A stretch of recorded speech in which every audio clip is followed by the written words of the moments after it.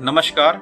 विश्व पर्यावरण दिवस के अवसर पर मैं doctor Vishal Jain, laparoscopic surgeon, weight loss, gastric balloon specialist, global SNG hospital Indore, आपसे कुछ बातें करना चाहता हूं जो आज इस कोरोना के समय में काफ़ी प्रासंगिक है। जैसा कि हम पिछले 2-3 माह से विश्व रूपी महामारी कोरोना से जूझ रहे हैं और आज दिनांक तक इसका कोई कारगर इलाज या वैक्सीन अवेलेबल नहीं हुआ है।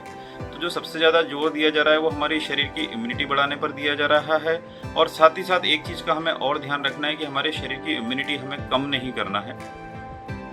हमारे शरीर की इम्यूनिटी बढ़ाने के लिए कई तरह की पेथियों में कई तरह के इलाज बताए जा रहे हैं, कई घरेलू इलाज भी बताए जा रहे हैं, लेकिन जो सबसे सिंपल चीज़ है कि आप अपनी एक दिनचर्या को बना के रखिए, अपने नींद को पूरा कीजिए, तो हमारी इम्यूनिटी बढ़ी रहेगी। साथ ही साथ हमें इस चीज़ का ध्यान रखना है कि हमारी इम्यूनिटी कम ना हो।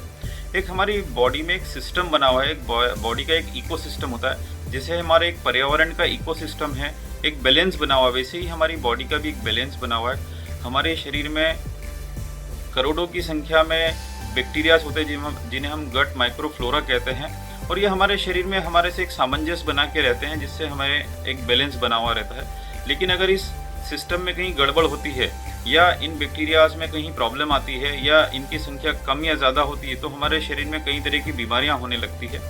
तो जैसे कि कैंसर की बीमारी है या मोटापा है या और अन्य पेट की कई बीमारियां।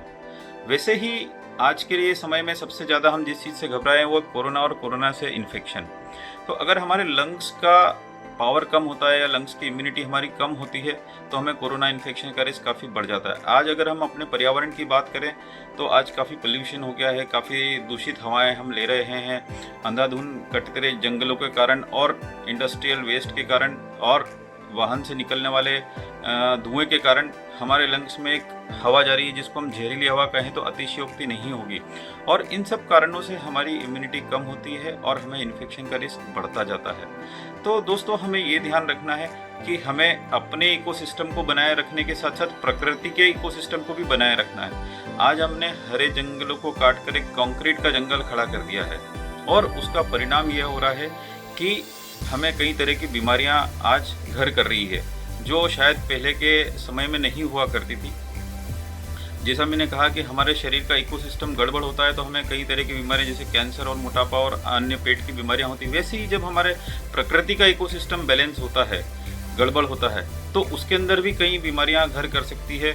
और ये जो एक ऊपर वाले ने बहुत ही खूबसूरत जहां बनाया जिसमें उन्होंने हर चीज़ को बैलेंस करके रखा है, और जो मानव प्रजाति जो सबसे इंटेलिजेंट प्रजाति कही जाती है, ये उस इकोसिस्टम में इंक्रोच कर रही है। तो जैसा मैंने जंगलों का एग्जांपल दिया, वैसे ही देखा जाए तो हम पानी को दूषित कर रहे हैं, वैसे ही हम हवाओं को दूषित कर रहे हैं, वैसे ही हम जंगलों को नष्ट कर रहे हैं, वैसे ही हमारा कार्बन उत्सर्जन काफ़ी बढ़ गया है। तो कहीं पे बाढ़ आ रही है तो कहीं पे गर्मी अधिक पड़ रही है। तो ये सब जो क्लाइमेट चेंज हो रहा है ये कहीं न कहीं हमें इंगित कर रहा है कि हम अपनी हदों को पार कर रहे हैं। तो हमें अपनी लिमिटेशन जानना है, हमें अपना बचाव के साथ साथ हमें दूसरे की ज़िंदगी को भी रिस्पेक्ट करना है। वो दूसरे की ज़िंदगी वो शायद पेड़ पौधों से लेके कोई जीव जंतु को लेके या कई अन्य प्रजातियों, क्योंकि इस धरती पे करोड़ों की संख्या में प्रजातियां हैं जो अपने एग्जिस्टेंस में है। साथ ही साथ चूंकि हमने खेती की तरफ ध्यान देना शुरू किया है तो एक नेचुरल या ऑर्गेनिक खेती होती है और एक पेस्टिसाइड्स वाली खेती होती है, जिसमें कई तरह का केमिकल्स एंड पेस्टिसाइड्स हमारे शरीर में जा रहे हैं जो कैंसर जैसी बीमारियों को भी जन्म दे रहे हैं।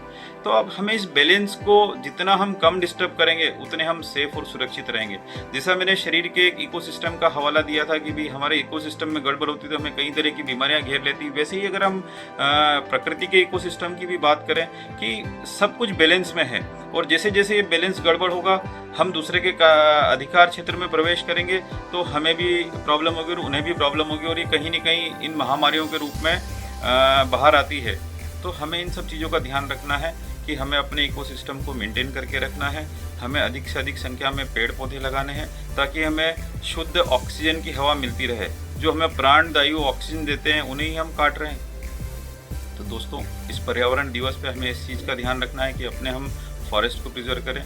आप सभी ने देखा होगा कि लॉकडाउन के कारण अभी हम लोग कहीं पे जा नहीं रहे, आ नहीं रहे, तो नदियों का पानी कितना शुद्ध हो गया है। कई वन्य प्राणी एक स्वच्छंद तरीके से विचरण करने लगे हैं। तो दोस्तों, एक ये प्रकृति अपने एक नेचुरल रूप में 2-3 महीनों में आई है। आज हवा इतनी शुद्ध हो गई है कि हमें दूर दूर तक के नज़ारे दिखने लगे। तो दोस्तों इन सब चीज़ों से आप संकेत लीजिए, आप ध्यान रखिए कि भाई हम हर चीज़ को रिस्पेक्ट करें।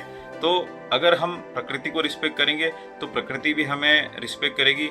जो हमें इतनी सारी चीज़ें देती है तो हम उसको अगर बचा के रखेंगे तो वो प्रकृति भी सुरक्षित रहेगी और साथ ही साथ हमारा शरीर भी सुरक्षित रहेगा और हम भी सुरक्षित रहेंगे।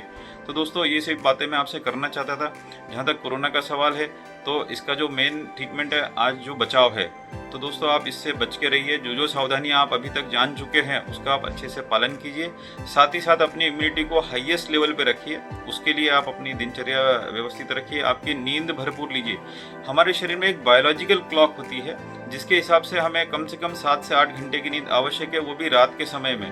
तो अगर हम वो नींद भरपूर लेते हैं तो हमारा बॉडी का इम्यूनिटी अच्छा बना रहता है। उसी तरह हम जितनी भागदौड़ करते हैं, जितना एक्सर्शन करते हैं, वैसे ही हमारी इम्यूनिटी कम होती है। एक अच्छा हेल्दी फूड लीजिए, समय पे लीजिए। तो ये सब चीज़ें आप मेंटेन करेंगे तो आप भविष्य में भी सुरक्षित रहेंगे। तो prevention is better than cure. Stay safe, stay healthy. Again आपको विश्व पर्यावरण दिवस की सभी को शुभकामनाएं। हम प्रकृति का आदर करें।